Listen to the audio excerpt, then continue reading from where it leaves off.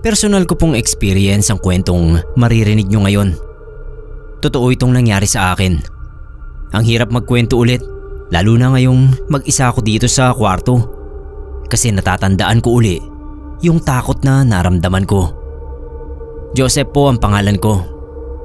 Pinangalan daw ako sa tatay ni Jesus Christ, sabi ng mga magulang ko.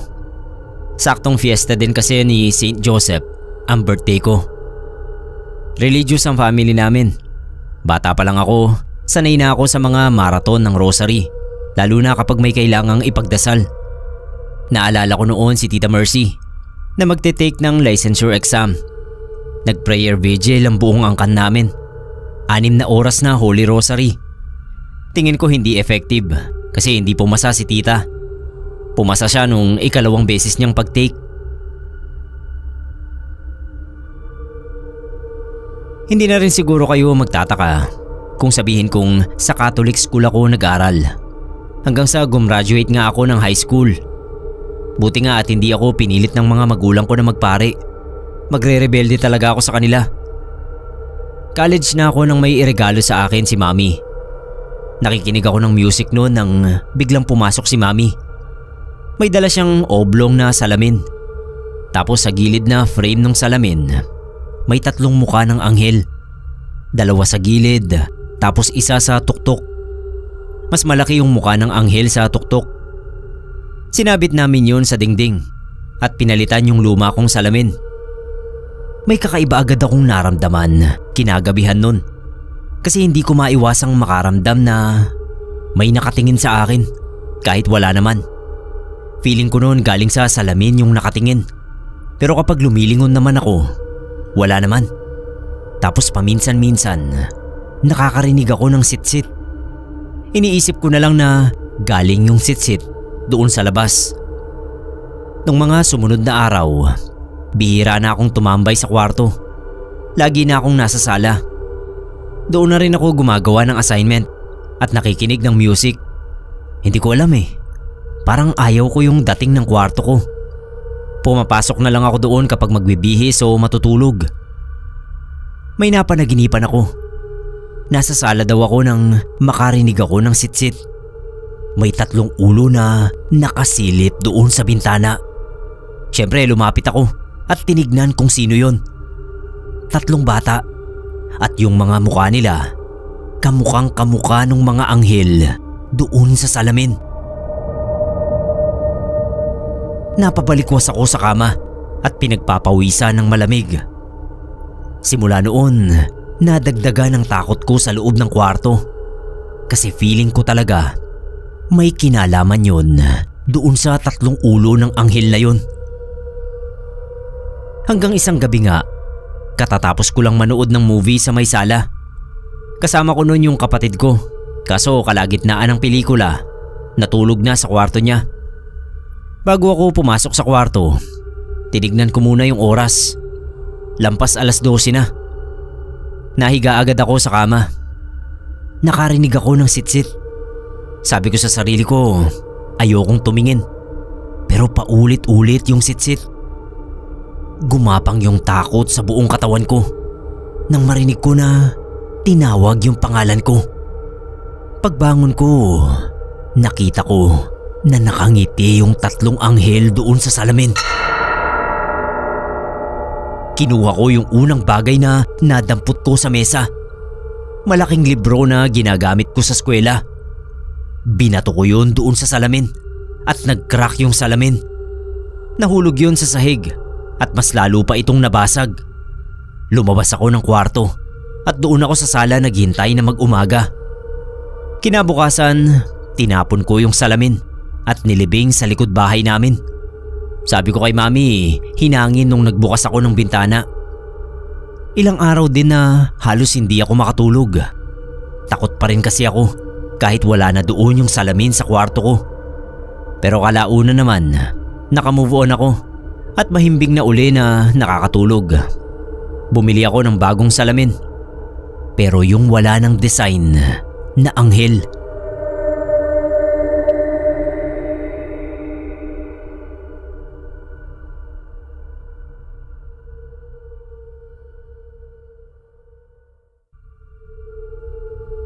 Itago niyo na lang po yung pangalan ko.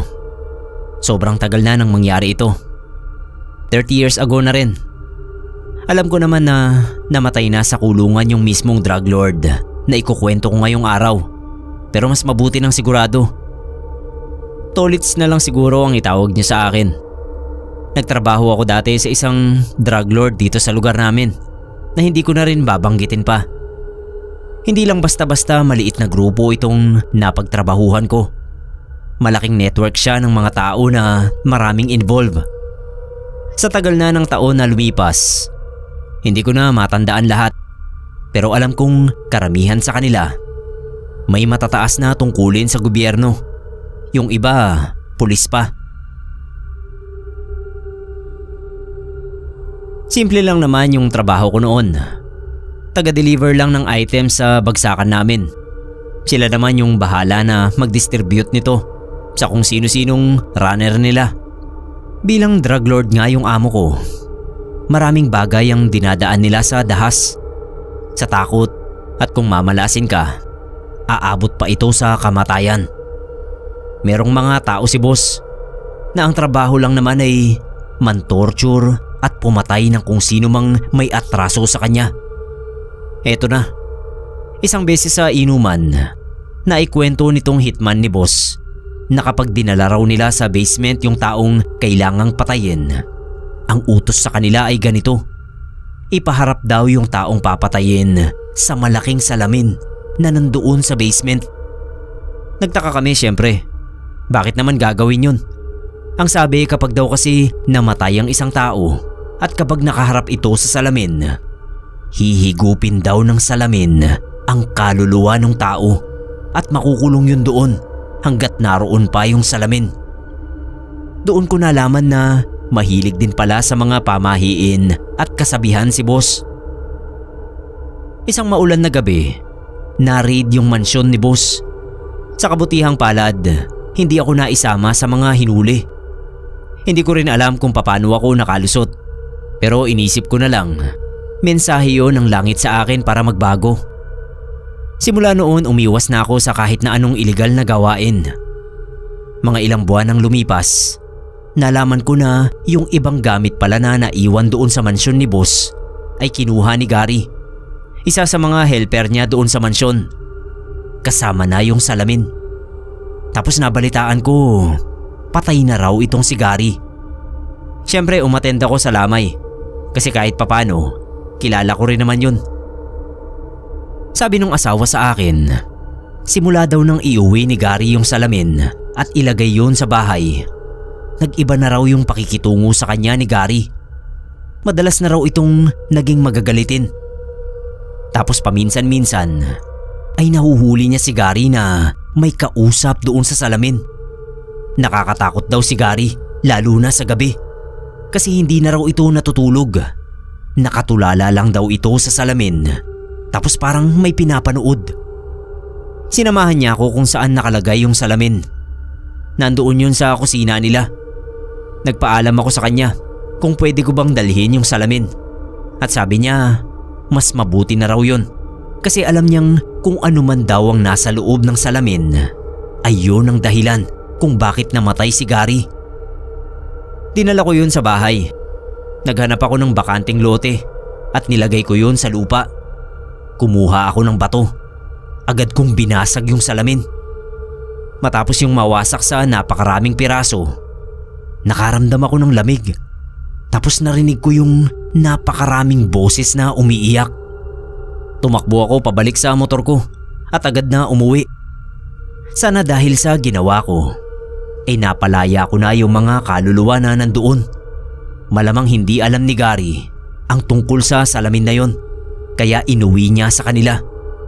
At malamang ang nakakausap niya ay yung mga kaluluwang nakakulong sa salamin na yon.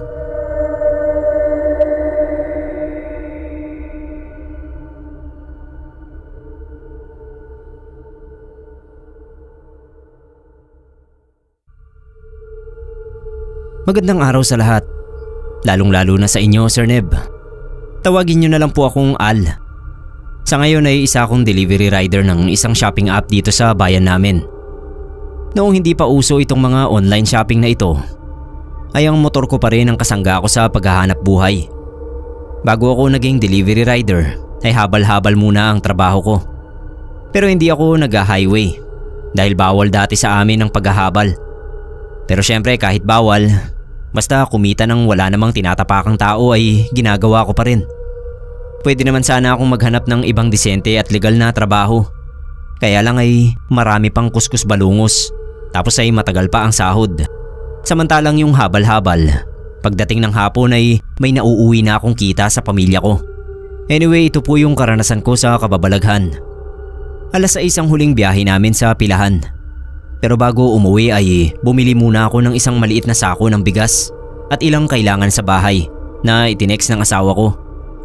Inabot ako ng 8:00 bago nakabiyahe pa uwi dahil mahaba yung pila sa bayaran sa grocery. Mga ganoong oras din kasi namimili yung mga galing sa kanika nilang trabaho. Nakatali yung maliit na sako ng bigas sa likuran ng motor at bitbit ko naman sa backpack yung ilang grocery pa. Papasok na ako noon sa kalye nung may mailawan akong isang lalaki na medyo hukot. Kinakawayan ako nito at astang sasakay. Hindi ko na sana hihintuan kasi nga pauwi na ako. Pero naawa naman ako kasi bukod sa madilim na ay hukot pa nga at parang may edad na. Huminto ako sa tapat noong lalaki at nilipat yung backpack ko sa unahan. "Saan tayo, tay?" sabi ko. Dahan-dahang umangkas sa likod ko yung matanda. Alalay ko pa nga ng braso dahil baka mawalan ng balanse habang tinataas yung isang paa. Medyo natagalan pa nga yung pag-angkas niya dahil mabagal ng kumilos. "Pagpasensyaan nyo na po yung bigas sa likuran ha," sabi ko pa. "Saan nga ho tayo?" Sobrang hina ng boses niya nung sumagot. Mabuti na lang at ugong lang ng motor ang maingay, kaya naintindihan ko rin ang sinabi niyang Barangay 14 siya magpapahatid. Malapit lang naman yun kung tutuusin. Kaya lang ay napakasukal ng daan papunta roon. May ilan akong kakilalang habal driver na natuklaw ng ahas doon habang naghahatid dahil nga masukal. Binwelta ko na yung motor at tinugpa yung daan papunta sa destinasyon namin. Mga 10 minuto ay papasok na kami sa Barangay 14. Ang tataas talaga ng damo sa gilid ng kalsada at kung duduwag-duwag ka pa, kikilabutan ka talagang maghatid doon kapag madilim na. Literal na aandap-andap yung mga poste ng ilaw na ang lalayo pa ng pagitan. May mga bahayan naman at may mga ilaw rin sa mga yon. Kaya alam mong may mga nakatira. Pero ewan ba at iba ang kilabot ko nung gabing yun. Para makabawas sa kaba, nagsalita ako. Kumbaga, nag-small talk ba. Kako kay tatay ay itaas yung mga paa niya dahil baka may ahas na sumulpot. Tahimik siya buong biyahe. Kaya tinignan ko siya mula sa side mirror. At Sir Neb, wala sa sariling napakapa ako sa likod. Sabay lingon. Dahil wala pala akong pasahero. Nagpreno ako at nagpalinga-linga. Wala talaga yung matanda. Pero ang lalong nagpatindig sa balahibo ko ay nakikita ko na may mga hita na nakaangkas sa motor. May mga hita pababa. Pero wala yung pang-itaas na katawan. Wala rin akong nakikita sa side mirror. Maya-maya ay umunat yung mga hita at binti. Akmang bababa na ng motor. Hindi ko maipaliwanag yung tunog na nagawa ko noon. Parang natatawa na naiiyak ako. Bumaba yung kalahating katawan. Tapos may narinig pa akong nagpasalamat. Hindi ko alam kung paano ko naiikot yung motor. Parang binuhat ko na lang yun sabay arangkada. Pagtingin ko sa side mirror ay nakita ko yung matanda na naglalakad na palayo. Pero lumingon pa rin sa akin. Lalo kong binilisan ng takbo kaya nagpatalbog-talbog na ako. Bilib din ako sa higpit ng pagkakatali ko sa sako ng bigas dahil hindi yun nalaglag kahit halos tumatalon na yung motor. Nasa bahay na ako ay hindi pa rin bumabalik sa normal ang tibok ng puso ko.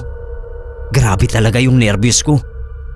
Mula noon ay natutunan kong kapag babiyahe ng gabi ay ibaba na ang side mirror para hindi kung ano-ano ang nakikita ko.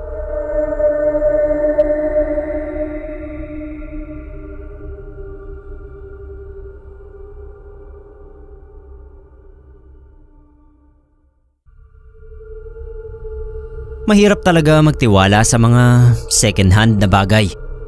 Ito ang nangyari sa amin. Ako nga pala si Larry Cerneb, 28 years old, walang asawa. Ewan ko ba, dahil sa hirap ng buhay, sa taas ng mga bilihin, feeling ko hindi pa ako handa na bumuo ng sarili kong pamilya. At saka marami pa akong responsibilidad sa amin. Kaya tingin ko hindi pa ako pwedeng umalis. May autistic akong kapatid. Bunso siya sa amin. Jake ang pangalan niya. 17 years old na siya pero yung pag-iisip niya para pa rin sa isang batang paslit. Para sa amin, siya yung lucky charm ng negosyo naming maliit na kainan. Sakto kasi na nung isinilang siya ay kakatayo pa lang nung kainan. Simula noon, tuloy-tuloy na yung paglago ng negosyo. Dahil na rin sa sipag ng mga magulang ko at sa pagiging swerte sa amin ni Jake.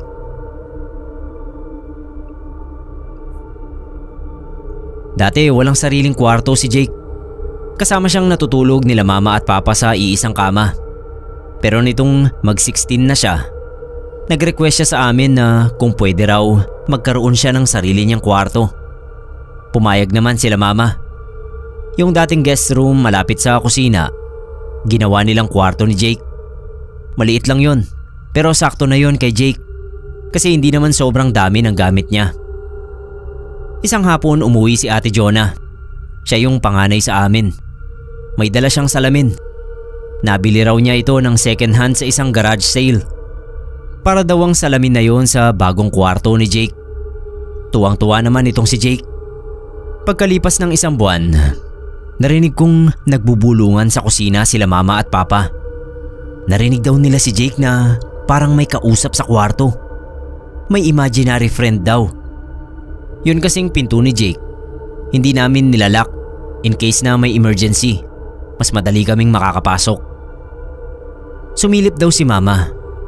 Nakita niya na yung kausap ni Jake ay nasa loob ng salamin. Akala namin simpleng imaginary friend lang. Naging pasaway na si Jake. Yung mga tanim ni mama na bulaklak sa bakuran, binungkal niya tapos tinapon sa may kanal. Yung plato sa kusina, binasag niya lahat.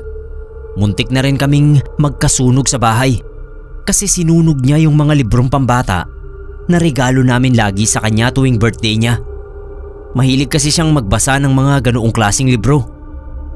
Kapag pinapagalitan siya ni mama, ang sinasabi niya hindi raw siya ang may gusto nun. Yung babae raw na nasa salamin ang nag-uutos sa kanya. Una naming naisip ni mama, nagpapalusot lang si Jake. Pero hindi eh. Mabait na bata yun si Jake. Hindi niya gagawin yun kung walang nagsasabi sa kanya na gawin yun. Nagpatulong kami sa isang albularyo. Pinakita namin yung salamin. Sabi niya may masamang enerhiya raw na nanggagaling doon sa salamin. May sinulat yung albularyo sa salamin gamit ang uling na dala niya. Tapos kinausap niya ito. Magpakita na raw yung babae. Si Papa, si Mama, ako. Saksi kaming tatlo sa mga sumunod na nangyari. May lumitaw na ulo ng babae doon sa salamin. Ang ganda niya. Nag-usap sila ng albularyo sa kakaibang lengguwaheng hindi namin maintindihan. Matapos yun, kinuha ng albularyo yung salamin at binasag niya ito. Binalot sa tela at ang sabi sa amin, ilibing daw sa malayo. Kahit saang lugar, basta walang nakatira. Engkanto raw pala yung nilalang na nandoon sa salamin. Matagal na siyang naninirahan doon at gusto niya lang daw na paglaruan si Jake. Kaya niya pinapagawa yung mga bagay na ginagawa ng kapatid ko. Nagkasundo naman daw ang albularyo at ang engkanto na pababayaan na niya ang kapatid ko. Babalik na lang daw ito sa gubat kung saan siya talaga nakatira. Para makasiguro rin na hindi na kami magagambala pa noong engkanto na yon, naglagay ng pangontra yung albularyo sa palibot ng bahay namin. Balik na ulit sa dati si Jake. Nakakaawa lang kasi parang nagka-phobia ata siya sa mga salamin. Ayaw na ayaw niyang tumingin sa kahit na anong klaseng salamin. Natatakot daw siya kasi baka kausapin uli siya noong babae.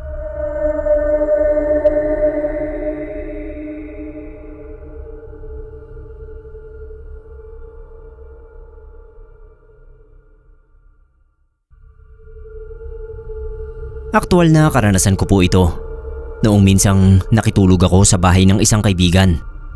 Sana ay magsilbing babala na rin ito kung merong kapasta na hindi pa nakakaalam ng tungkol sa pamahiing ito. Tawagin niyo na lang po akong Jeric. Nangyari ang karanasan kong ito noong medyo maluwag na sa travel restrictions dahil sa COVID. Nakakalaboy na kami pero may curfew pa rin ng 10:00 ng gabi. Dumayo ako ng inuman noon sa birthday ng isang kakilala. Nagtangka pa akong makauwi sa amin noon. Kaso nakita kong nagpapatrol na yung mga tanod. Kesa mahuli pa ako dumiretso na ako sa bahay ng isang kaibigan. Si Angelo. Nakitulog muna ako sa kanila. Kahit ka ako sa sala na lang. Pero pinapasok niya ako sa isang bakanteng kwarto nila na imbaka ng mga hindi ginagamit na unan at mga kutsyon. Ayos ka ako. Komportableng-komportable ang tulog ko noon. Maliit lang yung kwarto at para lang talaga siyang banyo kung tutuusin. Parang nasa 1 dipa at kalahati ko yung lapad ng kwarto, tapos mga 2 dipa ang haba. Nakatayo yung mga kutsyon, tapos nasa sahig lang yung mga unan na nababalutan ng plastik. Binaba ko lang yung isang kutsyon. Binigyan ako ni Angelo ng maliit na rechargeable fan at iniwan na niya ako. Hinayaan kong nakabukas yung pintuan kasi may kurtina naman. Mabilis akong nakatulog dahil medyo lasing nga. Hindi ko alam kung gaano katagal na akong natutulog nang maalimpungatan ako. Pagdilat ko ay isang babae ang nakita kong nakatalungko sa sulok ng kwarto. Para siyang umuuga-uga pa at nakatingin sa akin. Napabalikwas ako ng bangon at akmang tatakbo sa labas. Pero biglang nakahiga na uli ako. Kumurap lang ako nakaabante na yung babae papalapit. Tumayo uli ako para lumabas. Pero imbis na makaalis ay nakahiga lang uli ako sa kutsyon. Pagtingin ko sa babae ay iilang pulgada na lang ang layo niya sa akin. Hinahawi niya yung buhok niya na nakatabing sa kanyang muka. At nasilip ko yung itsura niya. Para siyang naaagnas na bangkay. Doon na ako napasigaw. Pero walang dumating para sakluluhan ako. Nagdasal na ako noon na alam kong dasal sa simbahan. Hanggang sa yung pagdarasal ko ay sinisigaw ko na. At doon lang ako nagising na umuungol. Biglang bangon talaga ako at nagulat pa ako dahil nakita ko yung refleksyon ko sa harap. May salamin pala sa paanan ko at hindi ko yun napansin nung mahiga ako dahil may tabing na kumot. Nalaglag siguro yung kumot dahil nasipa ako. Napahinga na lang ako ng malalim at binalik yung kumot sa salamin. Hindi na ako nakatulog noon, Sir Neb. At sa halip ay naglaro na lang sa cellphone hanggang sa mag-umaga. Bago ako umalis ay pinaalmusal pa ako ng mama ni Angelo. Kinamusta nila yung tulog ko. At nabanggit ko nga yung nangyari. Nagulat yung mama ni Angelo dahil dapat daw ay inalis niya yung salamin, lalo na sa paanan ko pa nakapwesto. Tapos bilang maliit nga lang yung kwarto ay sa pool ng pintuan yung salamin. Bali makikita roon sa salamin ang pinto at ako habang natutulog. Masama raw yun dahil talagang babangungutin ka. Si Angelo naman ay hindi raw alam na masama pala ang ganoong pwesto. Kaya hindi na niya sinabi na may salamin sa kwarto na yon. Humingi ng pasensya yung mama niya at sinabihan ako na huwag kalimutan ng paniniwalang yon ukol sa salamin. Lalo na kung magpapagawa ako ng sarili kong bahay. Pag uwi ay kinuwento ko kina mama yung nangyari sa akin at maging sila pala ay alam ang paniniwalang yon. Mabuti na lang daw at nagising kaagad ako. At naisip ko pang magdasal kahit takot na ako.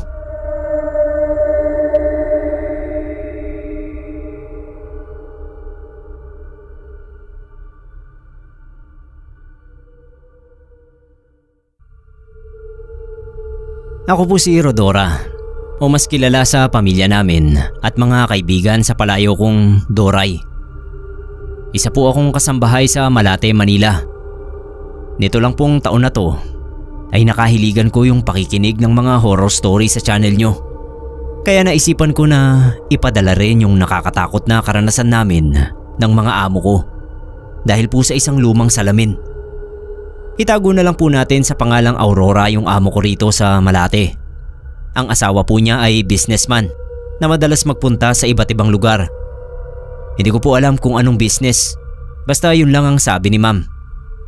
Siya naman po ay dating guro pero pinag-resign na ng asawa niya. May dalawa silang anak na parehong lalaki.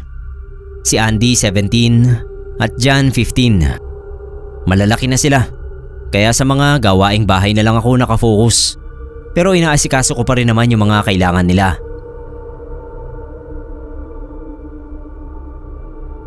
Mabait ang buong pamilya, kaya sabi ko sa sarili ko ay maswerte ako sa kanila. Yung amo kong babae ay mahilig mangolekta ng mga lumang gamit. Yun bang mga antique o antigo? Dumadayo pa talaga siya sa mga malalayong lugar, makahanap lang ng mga ganoong bagay.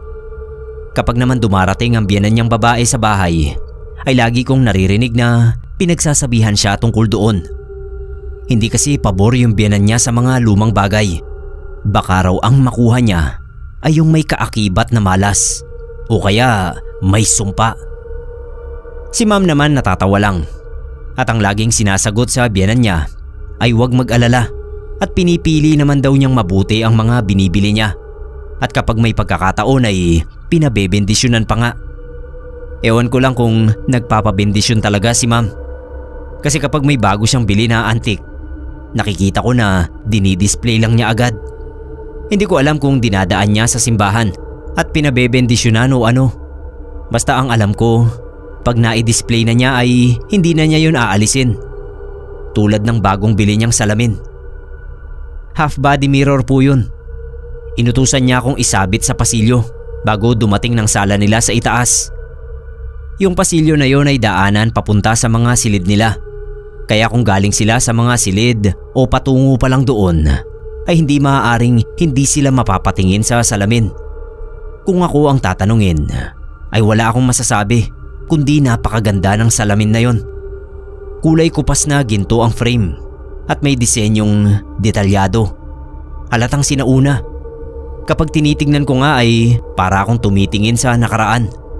Para bang otomatikong naaalala ko ang lola ko. Kasi ganoon din yung salamin nila nung araw. Naabutan ko pa. Hindi naman eksaktong ganoon. Hawig lang. Kundi nga lang nabasag yon ng tiyahin ko nung nabunggo. Baka inarbor ko yung salamin na yon. Ang ganda pati ng reflection ko roon. Ganoon din sa nabiling salamin ni Ma'am Aurora. Ang ganda rin ng reflection ko. Aliw na aliw ako. Kaya tuwing dadaan ako sa pasilyo papunta sa mga silid nila para maglinis, ay hindi maaaring hindi ako titingin sa salamin. Sabay ngiti sa sarili. Hanggang isang araw pagdaan ko sa salamin, may nasulyapan akong ibang refleksyon. Napadalawang tingin ako. Pero pagtingin ko naman uli ay wala na. Ang nakita ko ay bulto ng isang matandang babae na nakasuot ng lumang damit. Parang mga damit nung araw kasi ang laki ng manggas. Hindi ko na nga lang maididetalye kasi hindi ko naman nakita ng malinaw. Kumbaga sa isang tingin lang at nawala na nung tignan ko ulit. Hindi ko na lang pinansin kahit nakaramdam ako ng takot. Inisip ko na lang na namalikmata lang ako. Kaya lang habang nililinis ko yung silid ni Andy ay hindi maalis sa isip ko yung bultong nakita ko sa salamin. Wala naman kasi dapat akong makikita roon kundi ang sarili ko dahil ang katapat ng salamin ay concrete wall ng bahay. Walang anumang nakasabit. Wala ring design ng pader para magmukhang matandang babae sa refleksyon. Tinaktak ko ang utak ko para mawala sa isip ko yon. Matatakutin pa naman ako.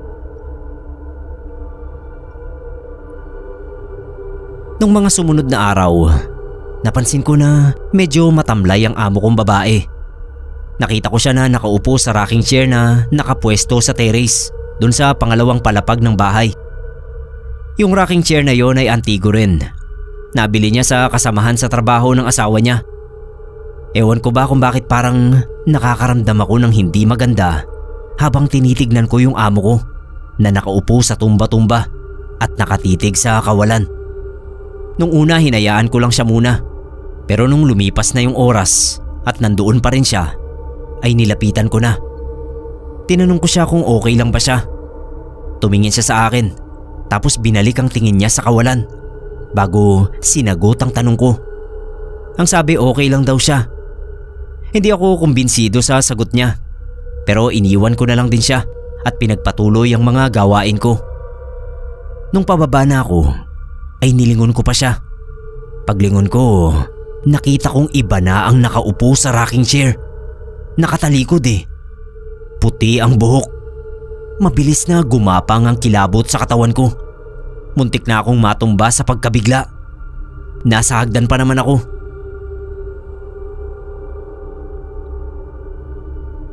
Nakita ni Jan ang nangyari sa akin. Paakyat siya ng hagdan nun. Tumingin ako sa kanya nang tanungin niya ako kung anong nangyari sa akin. Ituturo ko sana yung nakaupo sa tumba-tumba, pero pagtingin ko uli doon ay si Ma'am Aurora na uli ang nakita ko. Kaya sabi ko na lang kay Jan, wala, sumakit lang ka ako yung tiyan ko. Sinabihan niya ako na magpahinga muna, tsaka uminom daw ako ng gamot kung meron ako para umayos ang pakiramdam ko. Tapos dumiretso na siya sa pag-akyat. Pagbaba ko, dumiretso ako sa kusina at uminom ng tubig. Nangangalog pa rin yung tuhod ko sa takot sa nakita ko. Alam ko sa sarili ko na hindi ako namalikmata. Iba na yung nakaupo sa tumba-tumba. Matandang babae dahil puti na lahat ng buhok. Inisip ko nga kung yun din ba yung matandang nakita ko sa refleksyon ng salamin. Nagulat pa ako nang may kamay na dumantay sa balikat ko. Nadagdagan tuloy yung takot ko. Paglingon ko, si Ma'am Aurora pala. Ipagtimpla ko raw siya ng kape at dalhin ko sa silid niya. Matamlay pa rin siya. Pagkasabi niya nun, tumalikod na siya at lumabas sa kusina. Matapos kong magtimpla ng kape, ay inakyat ko agad sa kwarto niya. Kumatok ako. Hindi siya sumagot, pero nakabukas naman yung pinto. Kaya pumasok na ako at maingat na nilagay yon sa side table. Nakahiga si Ma'am. Siguro naramdaman niya yung presensya ko, kaya nilingon niya ako. Ano raw yon? Sabi ko yung kape niya hinatid ko lang. Bakit ko raw siya pinagtimpla ng kape? Sabi ko nagpatimpla siya kanina sa kusina at sabi pa nga niya iakyat ko na lang. Napabangon siya at napakunot ang noo. Kanina pa raw siya nakahiga. Hindi naman daw siya bumaba sa kusina. Sa muling pagkakataon ay ginapangan ako ng takot sa katawan. Naisip ko kung kanina pa siya nakahiga, sino yung nakaupo sa tumba-tumba at yung nagpunta sa kusina? Gumagaralgal na ang boses ko nang sabihin ko kay Ma'am na di ba doon siya sa terrace nakaupo kanina? Doon nga sa may tumba-tumba. Umupo nga raw siya roon kanina. Pero sandali lang. Tapos ay pumasok na siya sa kwarto niya. Ayoko na lang palakihin yung sitwasyon. Nagpaalam na agad ako kay Ma'am. Babalik na ako sa kusina at marami pa akong gagawin. Sinundan ako ng tingin ni Ma'am Aurora na nagtataka ang mga mata hanggang makalabas ako ng silid niya. Kinuwento ko sa kapitbahay naming kasambahay din yung naranasan kong yun. Sabi niya matagal na siyang kasambahay doon sa amo niya, kaya kilala rin niya ang mga naging kasambahay ni Ma'am. Mga naging kaibigan din niya. Pero wala silang naging kwento na nakakatakot gaya ng naranasan ko. Ibig sabihin ay ngayon lang nangyari yun sa bahay nila Ma'am. Naisip ko, hindi kaya may kinalaman yung salamin? Kasi mula nang dumating yun ay tsaka nangyari yung kababalaghan na yun.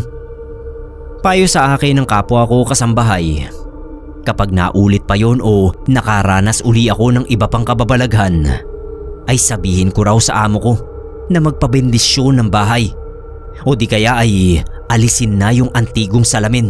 Nakakabili lang. Baka nga raw kasi yun ang naghatid ng kababalaghan.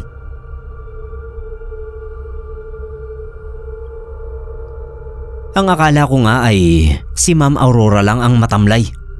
Sunod-sunod na araw ay sunod-sunod din ang pagkakasakit namin. Ako at ang 2 anak niya. Walang nakaligtas. Maski si Sir na dumating ng masigla, bigla ring nanamlay. Nagpatawag pa nga sila ng doktor. Ako naman kahit masama ang pakiramdam, kumikilos pa rin. Pag talagang hindi ko na kaya, nahihiga ako. Papahinga ng konti tapos kilos ulit. Pero sa aming lahat na nagkasakit, ay si Ma'am ang pinaka-apektado. Gumaling na kami, siya matamlay pa rin. Pero pinipilit naman niya na ayos lang siya. Okay lang daw ang pakiramdam niya. Kaya naman si Sir na gumaling na ay umalis na uli para sa business trip niya.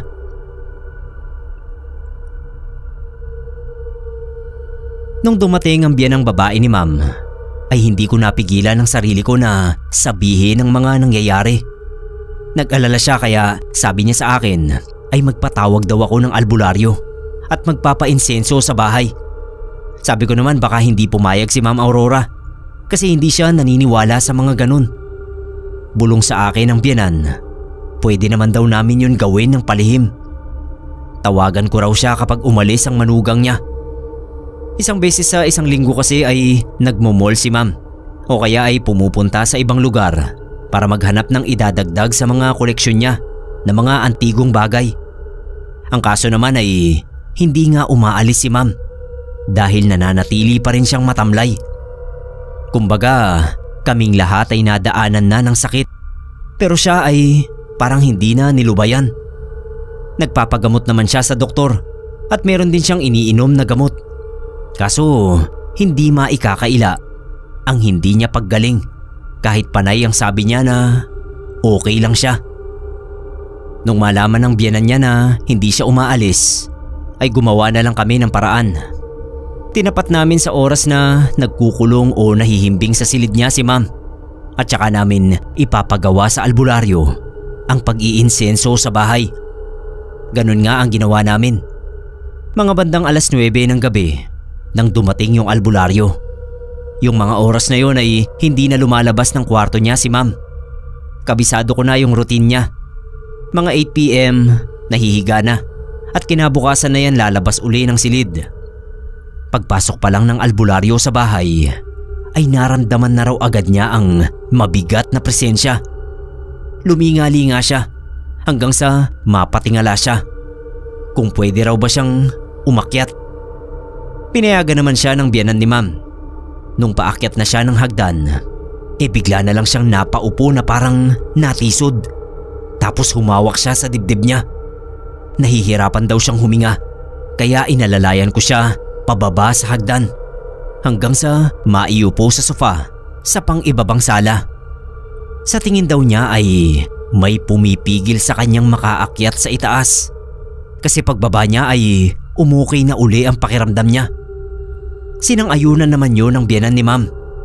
Ang ginawa na lang ng albularyo ay nag-insenso sa ibaba ng bahay at sa hagdanan pero hindi talaga siya makapanhik sa itaas dahil naninikip ang dibdib niya kapag nagtatangka siya. Kinausap niya ako. May bagay siyang palihim na iniabot sa akin. Isang bote na naglalaman ng langis na may dasal at orasyon. Kung naghihinala raw ako na ang salamin ang dahilan ng mga kababalaghan sa bahay at sa nangyayaring pagkakasakit naming lahat, gamitin ko raw ang langis na pampunas sa salamin kapag nilinis ko yon at tiyak daw na mawawala ang anumang masamang espiritu na lumulukob doon. Hindi ko kasi madidispatcha ang salamin dahil tiyak na magagalit si Ma'am. Mahal ang bili niya doon kaya ganun na lang ang pinapagawa sa akin ng albularyo. Pero binalaan niya ako na mag-ingat. Matalas ang pakiramdam ng masamang espiritu. Iniisip ko pa lang daw ay alam na agad ang gagawin ko. Kaya nga raw nagagawa siyang hadlangan sa pag-akyat para hindi niya matuntun ang kinaroroonan ng salamin. Para raw hindi mabasa ng masamang espiritu ang iniisip kong gawin, ay maglagay ako ng earphone sa tenga at makinig ng kanta. Nang sa gayon ay madistract ko o mailigaw ang masamang espiritu sa balak ko. gawin ko raw yun sa umaga.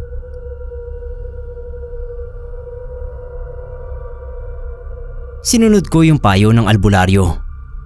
Kabado ako, pero alam ko na kailangan kong gawin. Kesa naman palagi akong matakot. Bumili ako ng earphone nung namalengke ako. Tiniyak ko na malakas yung tunog sa cellphone ko. Nilagay ko sa tenga ko at pinili ko talaga yung maingay na tugtog bago ko hinanda yung mga kakailanganin ko sa paglilinis. Kabilang na yung langis. Nilagay ko sa bulsa ng uniforme ko. Nasa baba pa lang ako ay may narinig na akong ingay na parang may nagpupukpok na hindi ko mawari. Nagmadali ako sa pag-akyat kasi kinutuban ako ng masama. Pagdating ko sa itaas, sa pasilyo kung saan nandoon yung salamin, nakita ko yung panganay na anak ni ma'am na si Andy. Inuuntog ang sariling ulo niya sa pader na dingding sa tabi mismo ng salamin. Napasigaw ako sa takot. Binitawan ko yung hawak kong panlinis. Patakbo kong nilapitan si Andy at inawat sa ginagawa niya. Pero parang hindi niya ako naririnig. Tuloy pa rin siya. Parang wala sa sarili. Lalo pa akong natakot nung makita kong may dugo na sa ulo niya.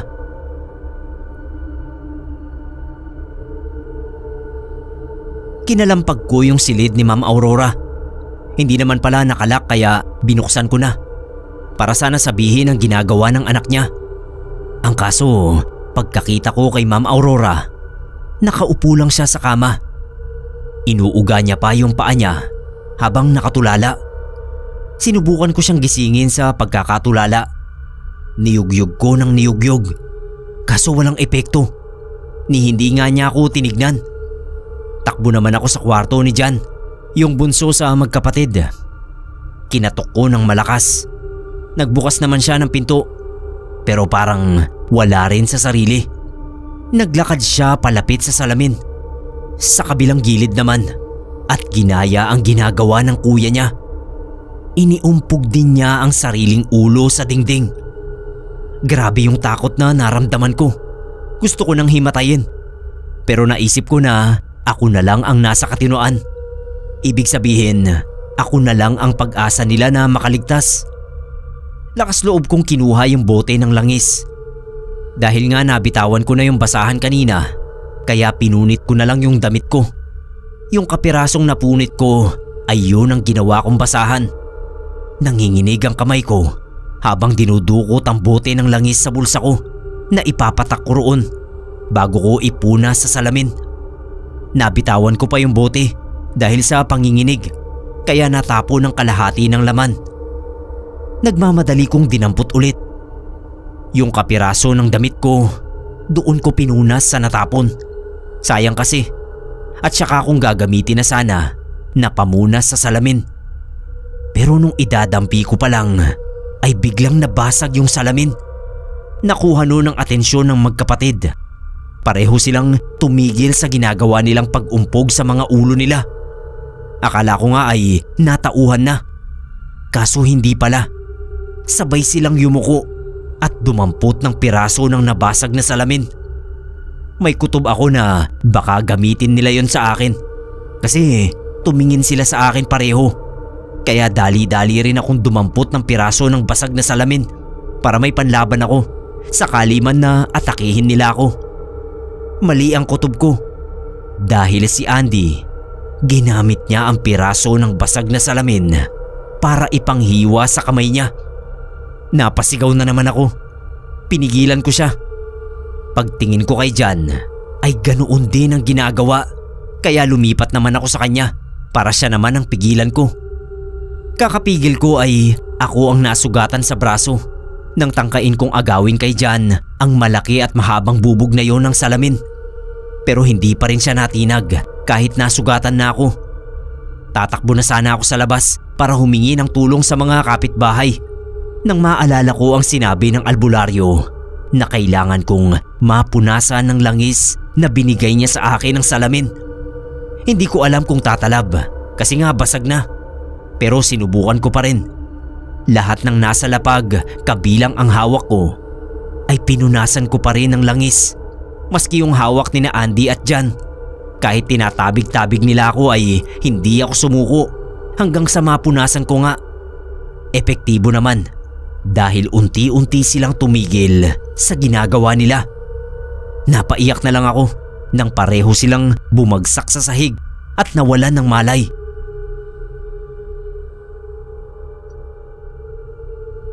Hihilahin ko sana sila sa sala para maialis sa mga bubog nang bigla ay makita ko si Ma'am Aurora na lumabas ng silid niya. Masama ang tingin sa akin kaya napatigil ako sa paghila. Binitawan ko yung mga kamay ni Andy at unti-unti akong napaatras. Ibang klase yung takot ko nun nang ngumisi si Ma'am. Nagsimula siyang humakbang palapit sa akin. Ang isa pang kinatakot ko ay nang tapakan niya yung mga bubog ng salamin. Wala kasi siyang suot na pambahay na tsinelas. Sigurado akong masusugatan ng mga paa niya. Hindi ko naman siya mapigilan. Habang papalapit sa akin ay biglang lumakas at lumamig ang hangin sa loob ng bahay. Sa lakas ng hangin ay nag-ugaan ng iba pang mga gamit doon. Pati yung tumba-tumba sa terrace. Humigpit ang hawak ko sa bote ng langis na naibalik ko pa sa loob ng bulsa ko. Alam kong may natitira pang konting langis at yun ang iniisip kong ipanlaban ko sa oras na sugurin ako ni Ma'am. Gustuhin ko mang tumakbo ay hindi ko magawa dahil tinatangay ako ng hangin. Basta ang tiniyak ko ay hindi ko mabitawan ng bote ng langis na tanging pag-asa ko sa mga sandaling yun. Nangyari nga ang inaasahan ko. Mabilis akong nalapitan ni Ma'am Aurora pero naging maagap din ako. Kahit nasa kanya ako sa liig ay nagawa ko pa ring ipahid sa mukha niya mismo ang langis. Napunta pa nga sa bibig niya at ewan kung may nainom ba siyang konti. Basta nung magawa ko yun ay lumuwag ang pagkakasakal sa akin ni Ma'am hanggang sa tuluyan niya akong mabitawan. Nawalan din siya ng malay tulad ng mga anak niya. Tapos nawala na rin yung kakaibang hangin sa loob ng bahay. Noon ko naisipang tawagin ang biyenan ni Ma'am. Mga kalahating oras din bago dumating. Nahila ko na at naiayos sa pagkakahiga sa sahig yung mag-iina. Si Ma'am Aurora ang nilagay ko sa sofa at yung dalawa sa ibaba ng sofa. Sobrang nag-alala yung biyenan ni Ma'am nang makita ang tatlo at nakita rin niya yung mga sugat ko gawa ng mga bubog. Mabuti raw at hindi ako nadamay na napasa ilalim sa masamang espiritu. Sabi ko baka gawa ng earphone na nilagay ko sa tenga ko o kaya gawa ng langis. Ewan ko, hindi ko rin talaga alam ang dahilan. Siguro malakas lang talaga ang pananampalataya ko sa Diyos. Ang pamilya kasi nila, bagamat wala akong masabi sa kabaitan, ay hindi ko sila nakitang nagsisimba man lang at wala rin po silang santo sa bahay. Meron pala pero isa lang na birhen at maliit pa, nakalagay sa altar nila sa isang sulok lang ng bahay. Nung magkamalay yung mag-iina ay hindi nila alam ang mga nangyari. Wala silang matandaan. Kinuwento ko na lang ang buong detalye. Tapos kaming dalawa na lang ng biyenan niya ang nanggamot sa mga sugat nila kasi ayaw ni Ma'am Aurora na makalabas pa ang pangyayaring yon. Kaya hindi na nagpatawag o nagpadala ng doktor. Huwag na raw naming sabihin sa iba. Sabi ng biyenan niya, tigilan na ang pangungulekta ng mga antigong bagay. Tulad daw ng salamin na yon na nabili ni Ma'am. Hindi namin alam kung saan nanggaling. Gasino na lang daw bang gumawa ng kwento ang nagbebenta sa pinagmulan ng salamin para lang maibenta. At ayun na nga, hindi namin alam na may masamang espiritu na palang kasama na muntik pa nilang kinamatay. Posible rin daw na ang matandang babae na nakita ko ang siyang tunay na nagmamay-ari ng salamin at baka hindi matahimik ang kaluluwa niya. Baka raw mamaya isa yung mangkukulam noong nabubuhay pa.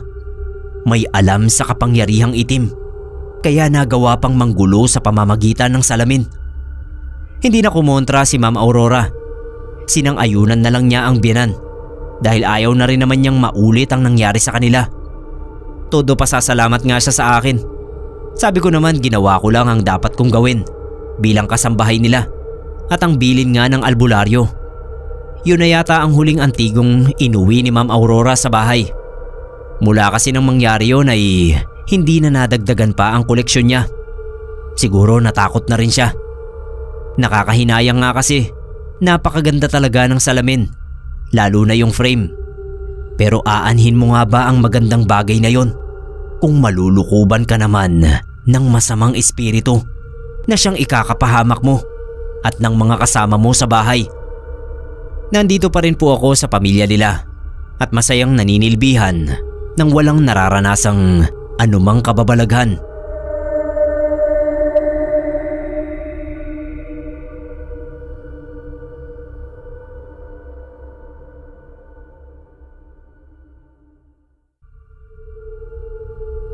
Magandang araw po sa lahat ng listeners natin. Ang tunay kong pangalan ay Wendy. 31 na po ako. Single po ako pero sa ngayon, hindi muna ako naghahanap ng makakasama sa buhay. Marami pa kasing pinagkakaabalahan at tingin ko darating na lang yan sa buhay ko nang hindi ko hinahanap. Anyway, itong kwento na ibabahagi ko, hindi siya yung typical na horror story na nakakatakot. Pero traumatic para sa akin ang mga nangyari na hanggang ngayon hindi pa rin nawawala ang galit ko sa mga manghuhula. May best friend ako na kaibigan ko simula pa high school. Tina ang pangalan niya. Nagkasundo siguro kami kasi parehong hilig namin noon ng sports na volleyball. Paborito namin manood ng mga laro na napapanood sa TV. Pumupunta ako sa kanila para magkasama kaming manood. Napagkamalan pa nga kami ng mga magulang ko na magjowa. Lagi raw kasi kaming magkasama, tapos holding hands pa kapag naglalakad. Hindi kasi ako noon interesado sa mga lalaki. Pero alam ko naman na hindi ako lesbian. Talagang pihikan lang siguro. Si Tina ang dami niyang crush doon sa campus. Kulang na lang nga pati sa hanay ng mga subject teacher namin, meron siyang crush. Nung mag-college kami, kumuha ako ng vocational course na may kinalaman sa HRM. Si Tina naman psychology. Magkalapit lang yung school namin, kaya lagi pa rin kaming nakikita. Nauna akong makagraduate sa kanya, habang siya naman ay 3 taon pang nag-aaral. Nagtatrabaho na ako noon nang gumraduate siya. Lagi pa rin kami noon na magkasama. Sabi ko sa kanya mas madalas ko pa ata siyang kasama kaysa sa pamilya ko. Tatawa lang siya tapos sasabihin na kapag wala pa rin daw nanligaw sa akin, siya na lang daw ang magiging jowa ko. Yun lagi ang biro namin sa isa't isa. Day off ko nang minsang mapunta kami sa isang bazaar sa lugar namin. Ang daming mga tent na nagtitinda ng kung ano-anong items, mga local brand. May nakita kaming tent na sa loob daw ay may isang fortune teller na 30 years na sa ganoong larangan. Interesado kami ni Tina, so pumasok kami. Nagbayad. Ewan ko ba, tipikal na hula lang siya na alam mong hindi naman totoo. Sobrang general kasi ng mga sinasabi. Magkakajowa ka next year, may makakaaway ka sa trabaho, may magkakasakit sa pamilya mo. Napansin ata nung manghuhula na yon na alam naming peke lang lahat. Sabi niya kung gusto raw naming makita ang totoong future namin, tumingin daw kami doon sa Black Mirror sa likod. May mesa doon at nakalagay sa ibabaw ng mesa ang isang rectangle na bagay. Para nga siyang salamin pero kulay itim at ang tanging makikita mo ay ang refleksyon ng mukha mo. Ayokong lumapit doon kasi baka bullshit na naman. Pero si Tina, lumapit siya at tumingin doon sa salamin. Nung makalabas kami, napansin ko na sobrang putla ni Tina. Hindi ko siya makausap ng maayos. Sinabi niya lang sa akin kung bakit nung makauwi na kami sa kanila. Nakita niya raw ang future niya doon sa Black Mirror. Base sa nakita niya, mamamatay daw siya sa isang aksidente sa kalsada. Habang naglalakad siya sa gilid ng kalsada, may humaharurot na jeep na nawalan ng preno. Babanggain siya nito at hindi na siya aabot sa ospital. kasi doon pa lang sa kalsada, patay na siya. Pinakalma ko siya. Alam ko naman kasi na hindi totoo yun. Napansin ko affected masyado si Tina nung nakita niya. Pero mga 1 linggo lang, balik na naman siya sa pagiging normal. 1.5 taon ang lumipas. Nasa trabaho ako nang may tumawag. Kapatid ni Tina. Nagtaka ako kasi hindi naman kami close. So bakit niya ako tatawagan? Nung marinig ko yung iyak niya, alam ko na agad na may hindi magandang nangyari. Nung dumating ako, kinuwento agad sa akin ng mama ni Tina kung anong nangyari. Nasagasaan daw siya ng jeep habang naglalakad sa gilid ng kalsada. Nawalan daw ng preno yung jeep. Hinimatay talaga ako nang marinig ko yon. Yun ang pinakamasakit na trahedya na nangyari sa buhay ko. After ng libing, hinanap ko yung manghuhula na nagpakita sa amin ng Black Mirror. Kaso, hindi ko na siya nahanap.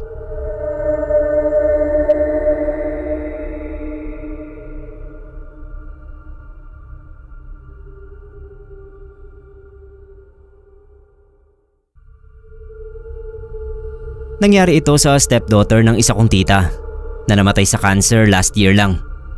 Hello Pinoy Creepypasta. Ako nga pala si Charles. Magkukwento sana ako ng multuhan. Pero hindi ako ang minulto, kundi yun ngang stepdaughter ni tita. Sa puntong ito ay hindi ko nababanggitin ang tunay na pangalan ng mga taong involved. Sa halip ay puro alias na lang ang sasabihin ko. Nung maghiwalay sina Tita Claring at ang asawa niyang si Tito Art, ay nagtrabaho siya sa UK bilang caregiver. Nung makaipon ay umuwi siya rito sa Pilipinas at nagnegosyo ng 2009. Kinuha na niya yung 2 niyang anak na sina Kuya John at Ate Jen. Na noon ay high school lang at nasa poder ng daddy nila at bagong kinakasama nito.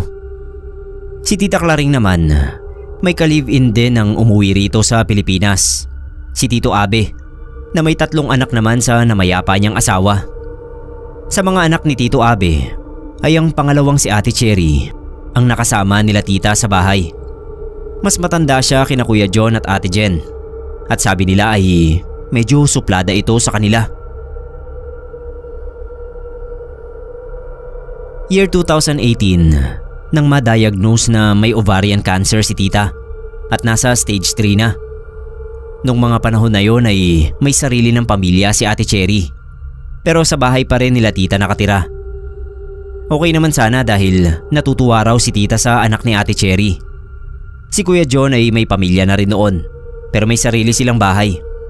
Kapag bumibisita raw sina kuya sa bahay ng mama nila at nag-i-stay roon ng ilang araw, ay parinig ng parinig si Ate Cherry na magulo raw yung anak niya na noon ay 2 years old pa lang. Palaban yung asawa ni kuya, kaya imbis na magkasagutan pa raw sina Ate Cherry at asawa niya, ay umaalis na lang sila.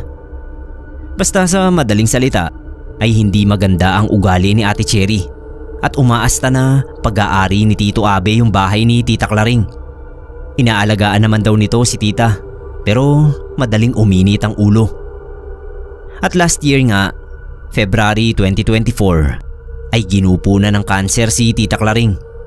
After ng 40 days niya ay nagsimula siyang magmulto sa bahay. At si Ate Cherry lang ang nakakakita sa kanya sa mga salamin ng bahay. Noon ay nag-away na sina Ate Cherry at Ate Jen dahil sa palagay ni Ate Jen ay nagluloko lang si Ate Cherry. Siya raw kasi na anak ay hindi pinagmumultuhan ng mama niya. Kaya bakit ito magmumulto kay Ate Cherry? Unless may ginawa siyang masama kay tita. Magsasabunutan pa raw sana yung dalawa, pero napaatras agad si Ate Cherry at tinuro yung salamin na bintana sa likod ni Ate Jen habang sinasabing tigilan na raw siya. Iyak ng iyak noon si Ate Cherry, pero hindi pa rin naniniwala si Ate Jen na pinagmumultuhan siya ni tita. Isang araw ay nagising na lang sila sa tunog ng mga pagkabasag. Nung tignan nila kung ano yung nangyayari, ay laking gulat nila nung makitang lahat ng salamin at babasaging gamit sa buong bahay ay pinagbabasag na ni Ate Cherry. Ultimo raw laptop ng asawa niya, cellphone, tablet ay binasag, pati TV at yung pinto ng microwave. Iyak daw ito ng iyak at sugatan ng mga kamay at braso. Nung tanungin kung bakit nito ginawa yon, ay sinabi raw ni Ate Cherry na nakikita nga niya si Tita Claring at galit na galit ito sa kanya. Pero nang tanungin naman nila kung ano yung kinagagalit sa kanya ng yumao, ay wala siyang masabi. Si Ate Jen na ang nagdesisyon na kailangan nang umalis ni na Ate Cherry kung gusto nito ng kapayapaan sa bahay. At para na rin daw hindi makapamerwisyo dahil ultimo mga gamit nila ay winasak nito. Doon na talaga nagkasampalan dahil sabi raw ni Ate Cherry ay si Tita Claring ang namemerwisyo kahit na patay na ito. Sabi naman daw ni Ate Jen ay ang mga sampid ang dapat lumaya sa bahay ng kanyang ina. Sir Neb, umalis lang sa bahay si Ate Cherry nang magpatawas na sina Kuya John para malaman kung bakit nagpapakita rito si Tita Claring. At nalaman nila na noon palang mahina na si Tita ay lagi itong sinasabihan ni Ate Cherry na mamatay na agad para wala nang alagain. Siyempre galit na galit yung magkapatid kaya nakarating na sa barangay ang reklamo nila. At bilang mga tagapagmana talaga ng bahay ay nasa kanila ang karapatan doon. Hindi naman kasi kasal sina Tita Claring at Tito Abe. Magmula nang umalis sila sa bahay ay hindi na raw uli minumulto ni Tita si Cherry. Gusto lang pala niyang mapaalis yung nagsasabi ng masama sa kanya noong nagkasakit siya.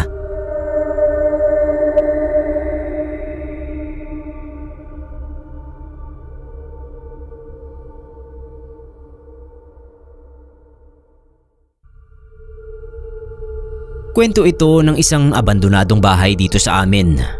Sikat siya sa mga residente kasi sabi nila may demonyo raw na lumalabas sa bahay na yon. Tawagin niyo na lang po akong Clyde. Nakatira kami sa isang maliit lang na barangay. Tabi-tabi yung mga bahay. Halos kilala na nga namin ang bawat isa sa barangay.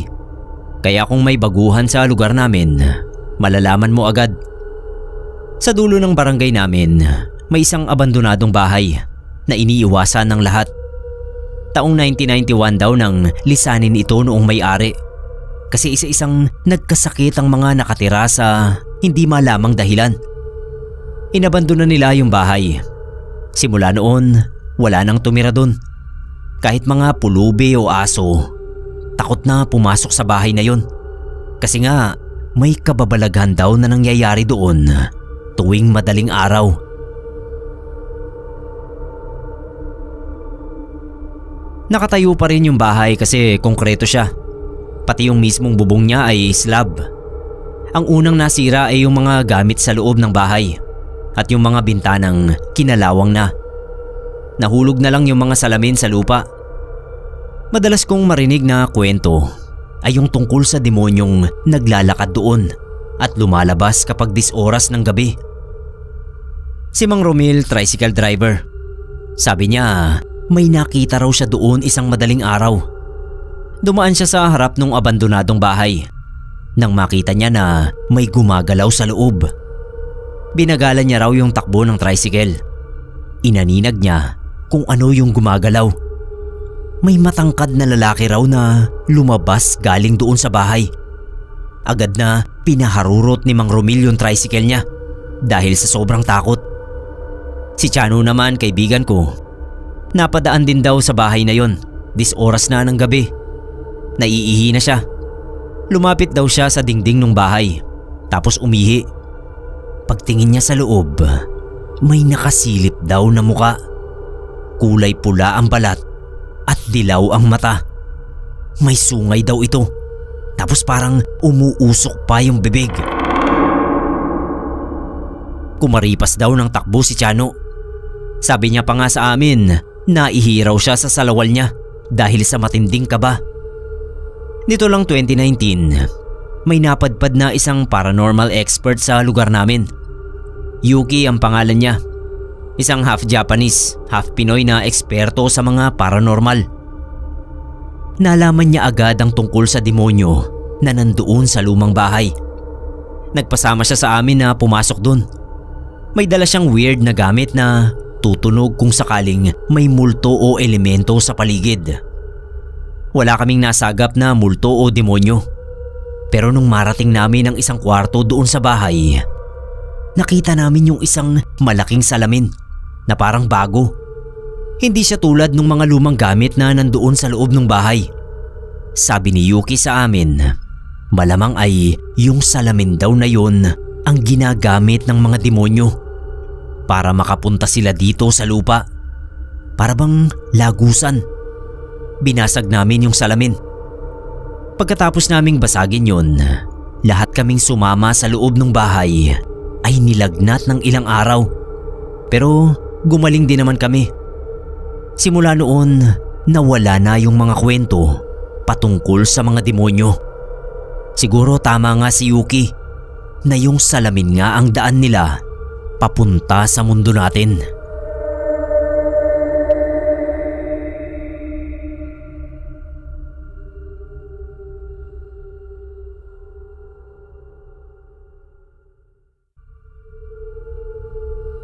Kamusta po, Sir Neb? Arlo na lang sana ang itawag niyo sa akin. May share po akong isang kababalaghan na nangyari dito sa lugar namin. Ilang taon na ang nakakaraan. Tungkol ito sa namatay naming kapitbahay na kahit yung mga doktor ay hindi alam kung ano ang kinamatay. Yung namatay nga pala na yon ay lola ng kaklase ko na kapitbahay rin namin. Tawagin na lang natin siyang Lola Ines at ang apo naman niya ay si Robert. Sabi noon ni Robert ay wala naman daw sakit yung lola niya. Tsaka sa pagkakatanda ko ay hindi pa siya senior citizen nung mga panahon na yon. Parang 58 o 59 pa lang. Isang araw ay bigla na lang may narinig na kalampag sina Robert mula sa likod ng bahay nila. Tapos ayun, nakita nila si Lola Ines na nangingisay habang nakadapa sa simento. Sinugod nila ito sa ospital at ang hula nila ay nabagok ang ulo niya. 2 araw na comatose si Lola Ines bago tuluyang namatay.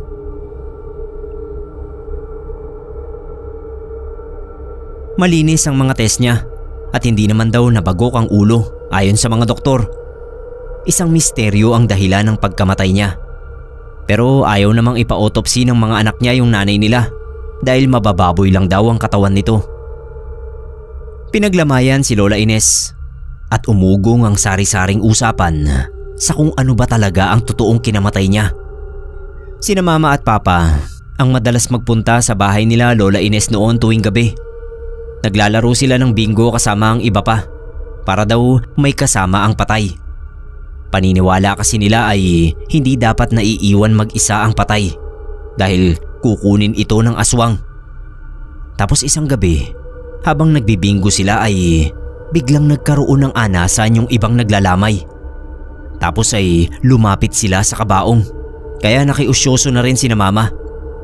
Nakita raw nila na yung salamin ng kabaong ni Lola Ines ay nagpapawis. Lumabo yung salamin at nang punasan yun ay napag-alaman na ang pawis pala ay sa loob ng kabaong nagmumula. Parang humihinga pa raw ang patay. Kaya nabasa ang loob ng salamin. Nangilabot silang lahat. Pero may isang nakatatanda ang nagsabi na baka may ibig ipahiwatig si Lola Ines. Kaya ganoon. Binuksan ng isang kaanak ng yumao yung salamin at pinunasan yun. Lumipas ang ilang oras at hindi na muling nagpawis yung salamin. Napayapa silang lahat. Umuwi na rin sina Mama at Papa para matulog dahil madaling araw na. Bandang tanghali ay nalaman ni na Mama na nagpawis na naman daw yung salamin ng kabaong ni Lola Ines. Hindi na sana siya makikiusyoso dahil natatakot din siya. Pero kumalat kaagad ang chismis na nang buksan uli yung kabaong para punasan ang loob ng salamin, biglang may nagsilabasan na maliliit na insekto mula sa ilong, tenga, bibig at mga mata ni Lola Ines. Kahit tuloy natatakot si Mama ay mas nanaig ang pagiging tsismosa niya. Aktwal daw talagang nakita ni Mama yung maliliit at itim na insekto na hindi nila malaman kung ano ang tawag. Para daw maninipis na kuto na mahahaba ang paa. Yung unan ni Lola Ines ay nangingitim dahil sa mga insektong sobrang dami. Sinara na lang daw yung kabaong para hindi na pagkaguluhan pa ng mga tsismosa. Dahil sa nangyari ay napaaga ang libing ni Lola Ines. Dahil din sa mga insekto ay nagkaroon ng mga hinalang binarang siya kaya biglang namatay. Sabi ni Robert, wala naman daw nakakaaway ang lola niya para ito maging biktima ng pambabarang. Pero sabi ni Mama, sa mga kwento raw ng mga matagal nang nakakakilala kay Lola Ines, posibleng isang dating nakaaway dahil sa trabaho ang nagpabarang o nambarang sa kanya. Noon daw pala ay naniningil ng pautang ang matanda. Natigil lang ang mga pautang na yon nang mamatay yung mismong nagpapautang. Grabe raw mamahiya si Lola Ines sa mga sinisingil niya. Kaya pwedeng isa sa mga yon ang nambarang sa kanya.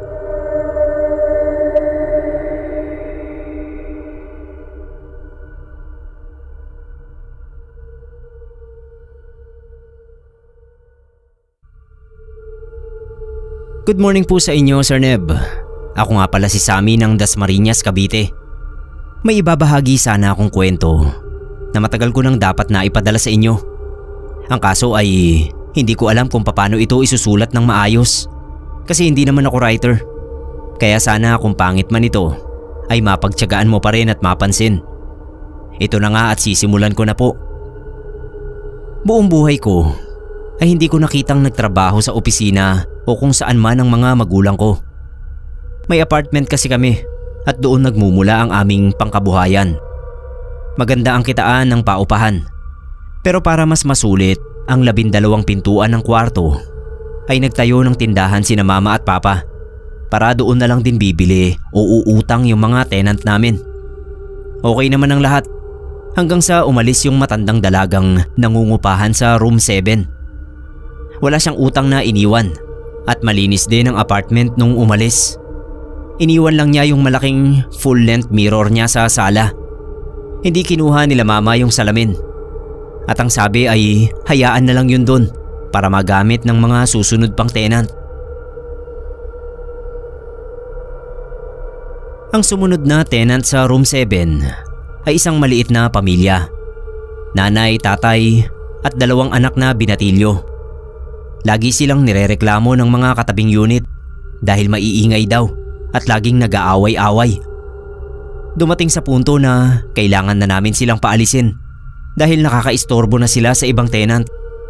Pero bago sila tuluyang umalis ay nagpaliwanag muna yung ina. At ang sabi ay hindi raw pala sagot sa kanilang mag-asawa yung mga anak nila. Hindi raw niya alam kung bakit mainitin ang ulo ng pamilya nila magmula nang sila ay lumipat sa apartment namin.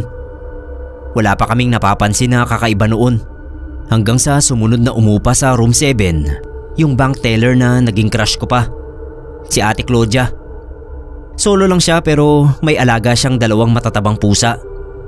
Hindi siya nakatagal sa apartment. Ginamit lang niya yung advance at deposit niya tapos ay nagpaalam na. Hindi raw niya kaya yung aura sa unit. Parang may kasama sila na hindi niya nakikita. Hindi rin daw komportable yung mga pusa niya lalo na tuwing gabi dahil kadalasan ay nag-iingay ang mga ito na parang may inaaway. Doon na napaisip sina Mama at Papa dahil magkasunod na tenant ay hindi nagtagal sa pag-upa. May sumunod pa kay Ate Claudia pero hindi rin nagtagal. Ang reklamo naman ng mag-asawa na umupa ay may gumagalaw ng mga gamit nila at lagi silang may problema sa pera. Samantalang noon naman daw ay hindi sila nagkakaganoon. Pinausukan ni Papa ng insenso at kamangyan yung unit. Pagkaalis noong latest na umupa, nagsaboy pa siya ng asin at nagnobena sa loob. Nung may bagong tenant na dumating, ay pinanalangin nila Mama at Papa na sana naman ay umubra ang ginawa ni Papa. Yung pang-4 na tenant na yon ay tawagin na lang nating Budoy.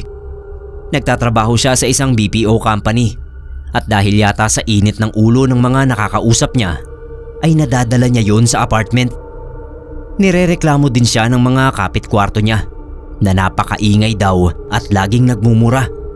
Nung kausapin ni Mama si Budoy, ay sinabi nitong may entity raw sa unit niya na gustong solohin ang space kaya pinaaalis ang mga naninirahan doon. Pero siya raw ay hindi aalis at hindi natatakot sa mga paramdam noon.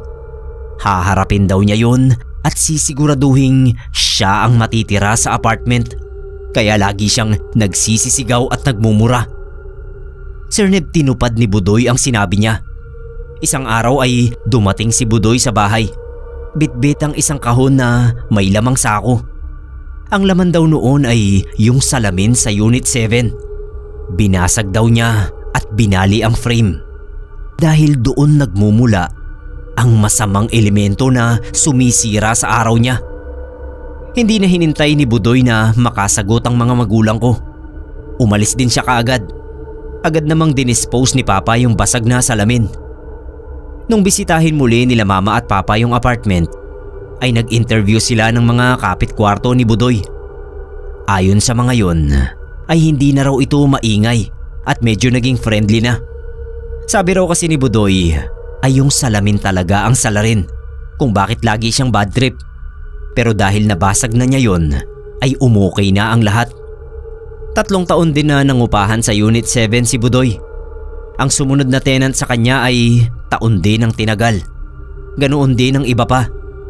Ibig sabihin ay nawala na nga ang kung anumang enerhiya na iniwan doon ng matandang dalaga naming tenant. Ang tanong lang ay, bakit kaya niya iniwan yung salamin sa apartment? Alam kaya niya na may entity roon? Kagaya ng sinasabi ni Budoy. Sinadya niya kayang iwan yun para ang mga susunod na tenant ang pinsalain? O iniwan niya para matakasan ng hiwaga?